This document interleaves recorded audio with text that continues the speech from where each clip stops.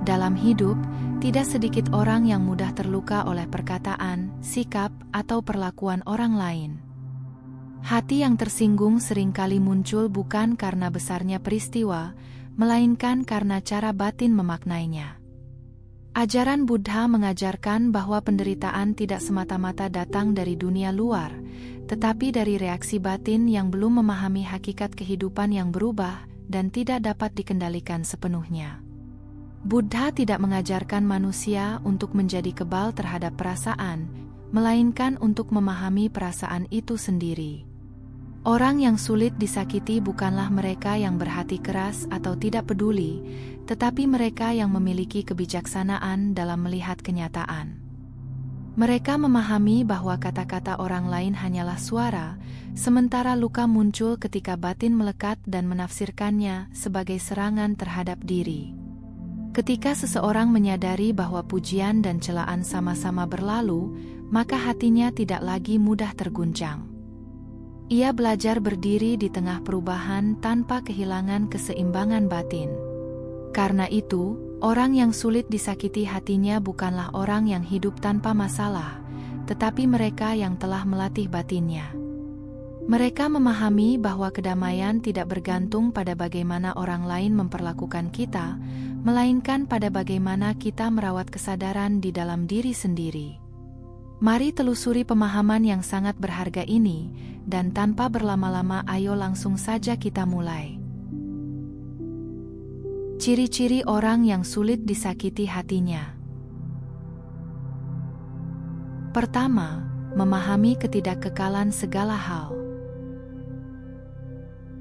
Pemahaman tentang ketidakkekalan atau anicca adalah salah satu kunci utama yang membebaskan batin dari penderitaan. Segala sesuatu yang muncul pasti akan berubah dan lenyap, termasuk perasaan terluka, kecewa, maupun kata-kata yang pernah menyakitkan hati. Orang yang memahami kebenaran ini tidak lagi melihat pengalaman sebagai sesuatu yang harus dipertahankan atau ditolak, melainkan sebagai arus kehidupan yang datang dan pergi dengan sendirinya. Seringkali hati terluka bukan karena peristiwa itu sendiri, tetapi karena keinginan agar sesuatu berlangsung berbeda dari kenyataan. Kita ingin dihargai, dimengerti, dan diterima, namun dunia tidak selalu berjalan sesuai harapan. Ketika seseorang mulai menyadari bahwa perubahan adalah sifat alami kehidupan, ia tidak lagi menuntut keadaan untuk selalu menyenangkan. Disinilah batin perlahan menjadi lebih lapang dan tidak mudah tersentuh oleh luka. Orang yang sulit disakiti hatinya memahami bahwa perasaan hanyalah fenomena yang muncul di dalam kesadaran. Rasa sakit tidak harus ditolak, tetapi juga tidak perlu dipegang erat. Ia melihat bahwa emosi seperti awan di langit, datang tanpa diundang, tinggal sejenak lalu berlalu. Dengan pandangan ini, ia tidak menambah penderitaan dengan pikiran berulang yang memperbesar luka. Buddha mengajarkan bahwa segala yang berubah tidak layak dijadikan sandaran kebahagiaan. Ketika seseorang melekat pada pujian, ia juga akan terluka oleh celaan. Namun ketika ia memahami bahwa pujian dan celaan sama-sama tidak kekal, batinnya menjadi seimbang. Ia tidak terlalu melambung ketika dipuji, dan tidak tenggelam ketika dikritik. Keseimbangan inilah yang membuat hatinya sulit disakiti. Pemahaman tentang ketidakkekalan juga menumbuhkan kebijaksanaan dalam melihat orang lain. Ia menyadari bahwa sikap seseorang hari ini mungkin dipengaruhi oleh kelelahan, penderitaan, atau kebingungan batin yang tidak terlihat. Karena itu, ia tidak cepat mengambil segala sesuatu secara pribadi. Ia melihat bahwa semua makhluk sedang berada dalam proses perubahan yang sama. Memahami ketidakkekalan bukan membuat seseorang menjadi acuh, melainkan menjadikannya lebih sadar akan nilai setiap momen. Ia tidak membuang energi untuk memelihara luka yang pasti berlalu. Sebaliknya, ia belajar melepaskan dengan lembut, memahami dengan bijaksana, dan berjalan hidup dengan hati yang ringan. Inilah salah satu kualitas utama orang yang sulit disakiti hatinya, ia tidak melawan perubahan, tetapi hidup selaras dengannya. Kedua, tidak melekat pada ego atau pandangan diri. Dalam banyak keadaan, hati terasa sakit bukan karena kata-kata orang lain terlalu tajam, tetapi karena aku di dalam diri merasa tersentuh. Ketika seseorang melekat kuat pada identitas, pendapat, atau citra diri yang ingin dipertahankan, maka setiap perbedaan terasa seperti serangan. Ajaran Buddha melihat hal ini sebagai akar penderitaan, karena selama ada kelekatan pada aku dan milikku, batin akan terus berusaha melindungi sesuatu yang sebenarnya tidak tetap. Buddha mengajarkan konsep anatta, yaitu bahwa tidak ada inti diri yang kekal dan tidak berubah. Apa yang kita sebut sebagai diri hanyalah kumpulan kondisi, tubuh, perasaan, persepsi, pikiran, dan kesadaran, yang terus berubah dari waktu ke waktu. Ketika seseorang mulai memahami ini secara mendalam, ia tidak lagi merasa harus selalu membela dirinya. Kritik tidak lagi dianggap sebagai ancaman terhadap keberadaan dirinya, melainkan sebagai pandangan yang muncul dan berlalu. Orang yang sulit disakiti hatinya biasanya tidak sibuk mempertahankan citra diri. Ia tidak merasa berkurang nilainya hanya karena disalahpahami atau tidak dipuji. Ia menyadari bahwa kebutuhan untuk selalu terlihat benar seringkali justru mempersempit hati. Dengan melepaskan keharusan untuk menang, batin menjadi lebih ringan, dan ruang untuk memahami orang lain menjadi lebih luas. Dalam kehidupan nyata, banyak konflik bertahan lama karena masing-masing pihak berpegang kuat pada pandangan diri. Ketika ego ingin diakui, kata-kata sederhana bisa berubah menjadi luka yang dalam. Namun seseorang yang memahami ajaran anatta melihat bahwa pendapat hanyalah pandangan sementara. Ia mampu berkata dalam hati, ini hanyalah sudut pandang, tanpa merasa harga dirinya runtuh. Kelepasan dari ego juga melahirkan kerendahan hati yang alami. Bukan merendahkan diri, tetapi menyadari bahwa setiap orang sedang belajar dan memiliki keterbatasan. Dengan pemahaman ini, ia tidak mudah tersinggung karena tidak merasa harus selalu dihargai. Ia mendengarkan lebih banyak, bereaksi lebih sedikit, dan memahami bahwa kedamaian lebih berharga daripada pembenaran diri. Orang yang tidak melekat pada ego menjadi sulit disakiti karena tidak ada sesuatu yang harus dipertahankan secara berlebihan. Ia tetap memiliki perasaan, tetapi tidak terperangkap di dalamnya. Seperti ruang yang luas yang tidak terluka oleh suara yang melintas, batinnya tetap tenang meskipun dunia tidak selalu sesuai harapan. Inilah kebebasan batin yang lahir dari pemahaman ajaran Buddha. Ketika aku tidak lagi menjadi pusat, maka luka pun kehilangan tempat untuk tinggal. Ketiga, memiliki welas asih terhadap orang lain. Welas asih, karuna, bukan sekadar sikap baik kepada orang lain, melainkan cara pandang yang lahir dari pemahaman mendalam tentang penderitaan hidup. Orang yang sulit disakiti hatinya tidak melihat perilaku kasar sebagai serangan pribadi, tetapi sebagai tanda bahwa seseorang sedang berjuang dengan luka batinnya sendiri.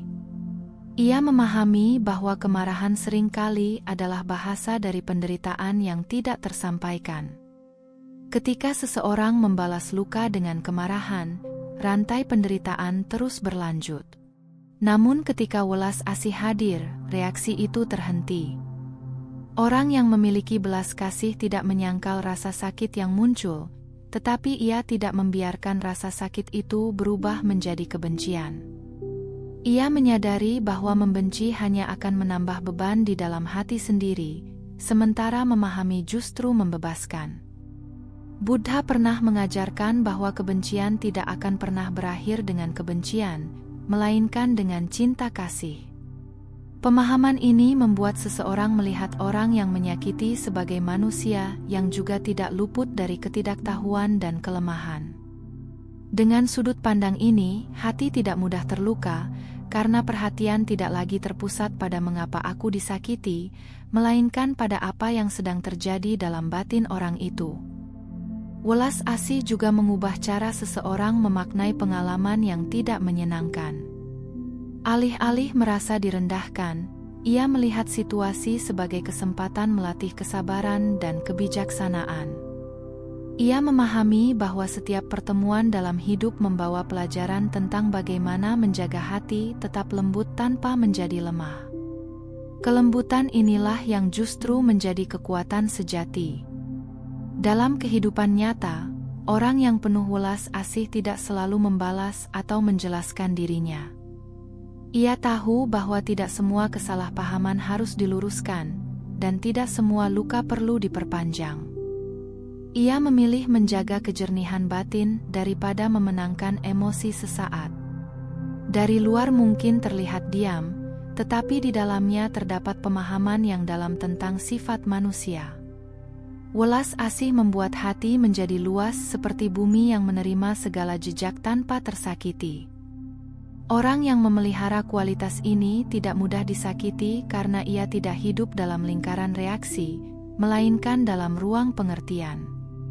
Ketika batin memahami bahwa semua makhluk sedang mencari kebahagiaan namun sering tersesat dalam caranya, maka kemarahan perlahan berubah menjadi empati, dan disitulah kedamaian bertumbuh. Sebelum dilanjut, jika apa yang Anda pahami dari video ini membawa manfaat, kami dengan rendah hati mengajak Anda untuk mendukung Rakit Tua dengan memberikan like dan subscribe. Jangan lupa bagikan juga kepada sahabat, keluarga, dan orang yang Anda sayangi, agar semakin banyak yang mendapatkan inspirasi dari ajaran Buddha. Anda pun bisa meninggalkan komentar positif sebagai wujud semangat dalam menebarkan kebaikan. Bagi Anda yang ingin mendukung lebih jauh, silakan berlangganan atau memberikan donasi melalui Saweria yang tercantum pada deskripsi video ini. Setiap dukungan Anda akan sangat berarti untuk terus menghadirkan dhamma yang menyejukkan hati. Mari terus telusuri ajaran yang sangat berharga ini, karena kami yakin pesan ini akan sangat berguna bagi Anda di kemudian hari. Keempat, melatih kesadaran dalam setiap reaksi. Kesadaran atau sati adalah kemampuan untuk hadir sepenuhnya pada apa yang sedang terjadi, tanpa langsung menilai atau bereaksi. Orang yang sulit disakiti hatinya bukan karena ia tidak merasakan emosi, tetapi karena ia mampu menyadari emosi itu sejak awal kemunculannya. Ia mengenali getaran tersinggung, panasnya kemarahan, atau rasa tidak nyaman, sebelum semua itu berubah menjadi kata dan tindakan yang disesali. Seringkali luka batin terjadi dalam jeda yang sangat singkat, antara apa yang terjadi dan bagaimana kita menanggapinya. Tanpa kesadaran, reaksi muncul secara otomatis, dipengaruhi kebiasaan lama dan dorongan ego. Namun melalui latihan sati, seseorang belajar memberi ruang pada jeda tersebut. Di dalam ruang itulah kebijaksanaan memiliki kesempatan untuk hadir, menggantikan reaksi yang biasanya memperpanjang penderitaan. Kesadaran juga menolong seseorang melihat bahwa emosi bukanlah dirinya. Rasa marah hanyalah keadaan batin yang muncul, bukan identitas yang harus diikuti. Dalam praktik perhatian penuh, seseorang belajar berkata dalam hati, "Ini adalah kemarahan, bukan aku marah." Perbedaan kecil ini membawa perubahan besar, karena batin tidak lagi tenggelam dalam emosi, melainkan menjadi pengamat yang jernih. Buddha mengajarkan bahwa pikiran yang tidak terlatih mudah terseret oleh kesan indera dan kata-kata orang lain. Tanpa kesadaran, satu ucapan dapat berkembang menjadi rangkaian pikiran negatif yang berkepanjangan. Namun ketika sati hadir, seseorang melihat proses itu apa adanya. Ia menyadari bagaimana pikiran membesar-besarkan peristiwa, lalu perlahan melepaskannya sebelum menjadi luka yang mendalam. Dalam kehidupan sehari-hari, orang yang melatih kesadaran tidak selalu terlihat berbeda dari orang lain. Ia tetap berbicara, bekerja, dan berinteraksi seperti biasa. Namun di dalam dirinya ada kejernihan yang membuatnya tidak mudah terbakar oleh situasi. Ia tahu kapan harus diam, kapan perlu berbicara, dan kapan cukup membiarkan sesuatu berlalu. Keteguhan ini lahir bukan dari penahanan emosi, melainkan dari pemahaman yang sadar. Kesadaran adalah perlindungan batin yang paling lembut. Ia tidak menolak pengalaman, tetapi meneranginya. Orang yang hidup dengan sati tidak berusaha menghindari kemungkinan disakiti, melainkan memahami setiap pengalaman sebagai bagian dari latihan batin. Karena itulah hatinya menjadi kuat tanpa menjadi keras. Ia tetap peka, namun tidak mudah terluka, sebab setiap reaksi telah melewati cahaya kesadaran. Kelima, menerima kehidupan apa adanya.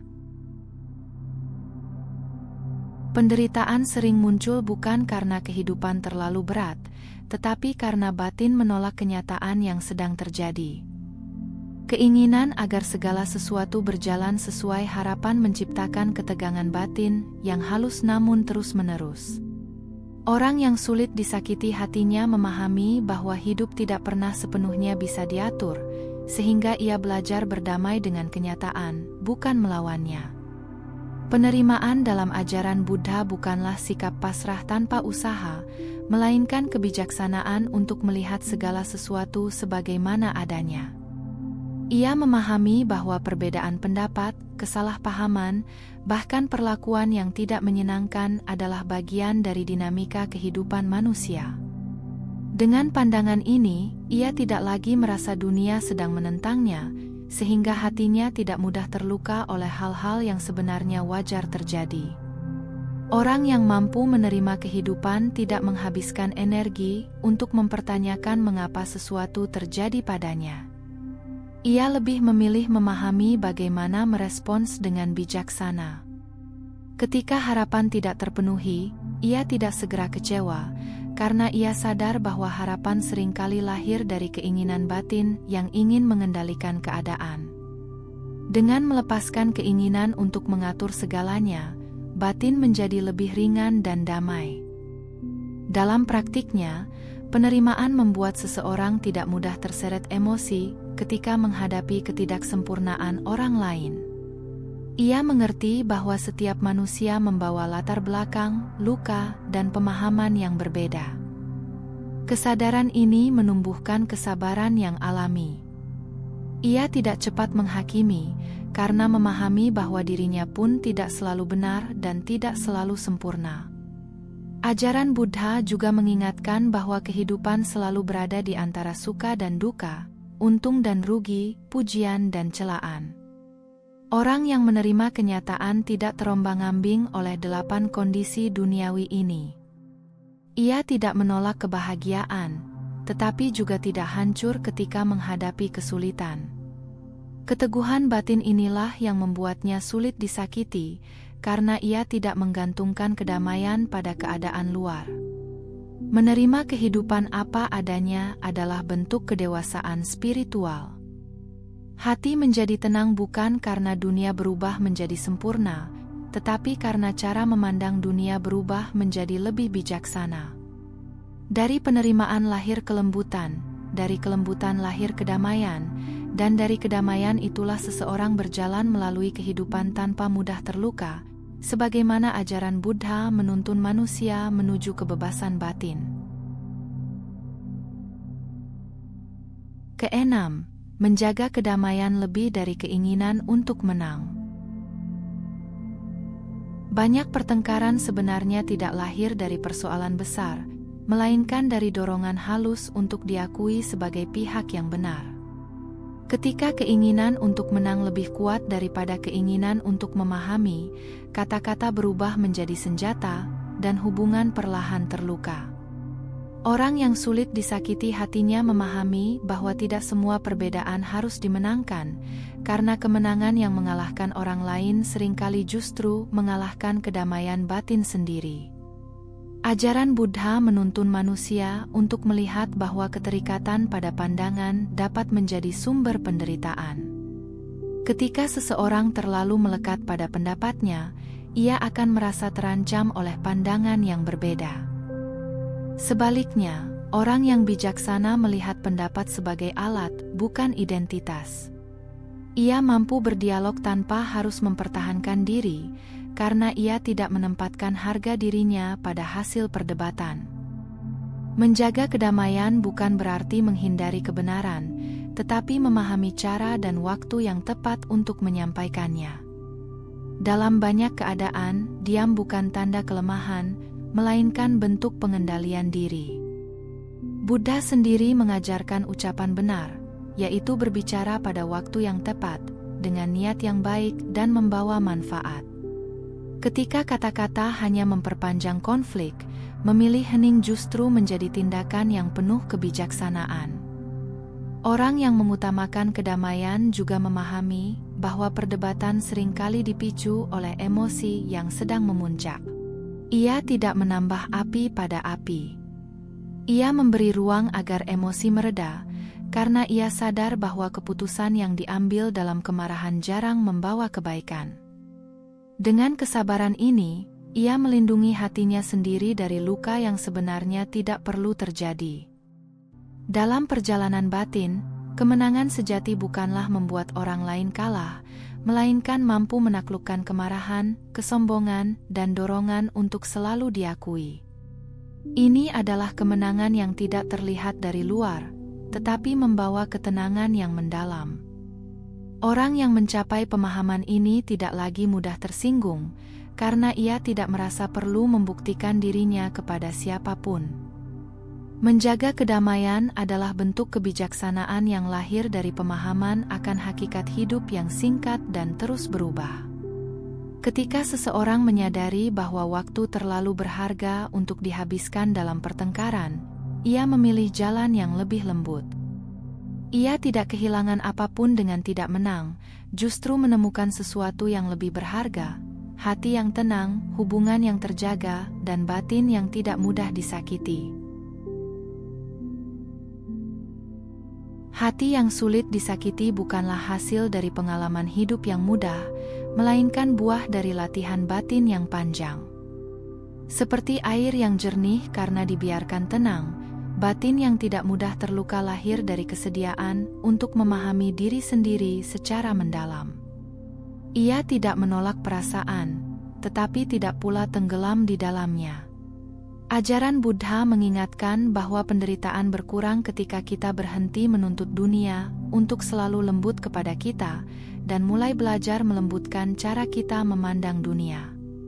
Ketika batin dipenuhi pengertian, kata-kata tajam pun kehilangan kekuatannya untuk melukai. Menjadi pribadi yang sulit disakiti bukan berarti menjadi dingin atau menjauh dari kehidupan. Justru sebaliknya, ia menjadi lebih hangat, karena tidak lagi hidup dalam ketakutan akan penilaian orang lain. Ia mampu mencintai tanpa mudah tersinggung, memberi tanpa berharap balasan, dan memahami tanpa harus selalu dipahami. Pada akhirnya, kedamaian sejati bukanlah ketika tidak ada yang menyakiti kita, melainkan ketika batin tidak lagi mudah terluka. Disitulah kebebasan perlahan tumbuh, sebuah kebebasan yang lahir dari kebijaksanaan, welas asih, dan kesadaran sebagaimana diajarkan oleh Buddha. Jika video ini bermanfaat, jangan lupa dukung kami dengan cara berikan like dan subscribe, bagikan kepada teman dan orang yang kamu sayangi, dan jangan lupa tinggalkan komentar yang positif. Cukup sampai di sini dulu video kali ini. Mari bersama Rakit Tua, membina diri di jalan Buddha dan semoga semua makhluk hidup berbahagia.